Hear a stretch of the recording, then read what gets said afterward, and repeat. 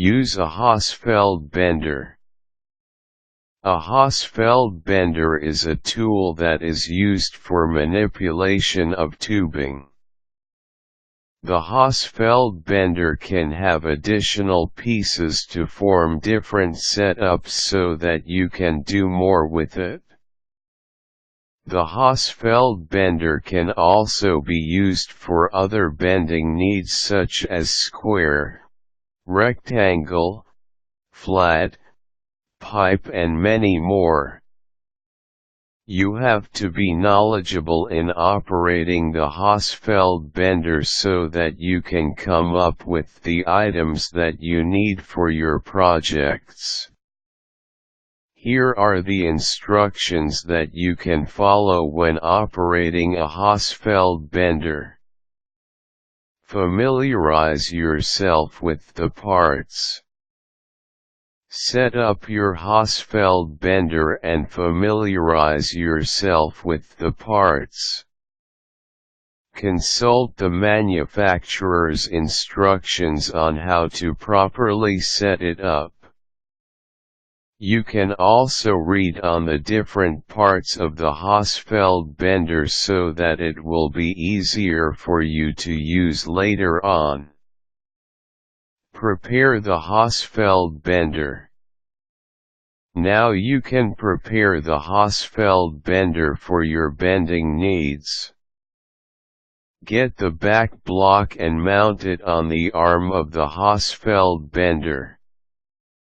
The side of the back block that has a number should be facing upwards.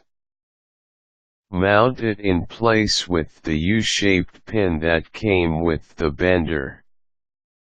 Make sure that you mount the back block on the same number on the arm of the bender.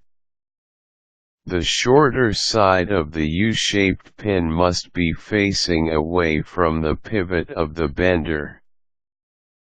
Secure the draw block.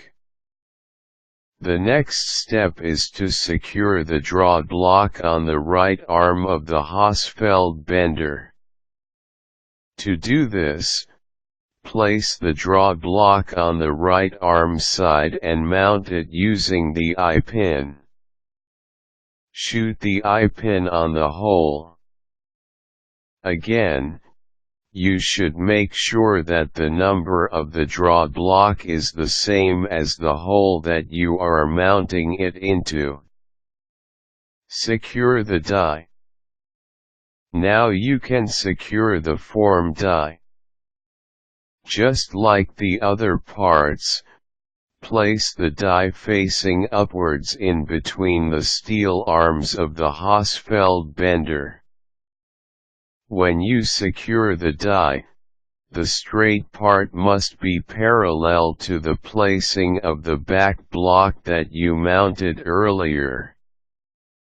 After all the components are in place, rotate the right and left arms so that they are close to each other and form a small angle. The back block and the draw block must be aligned.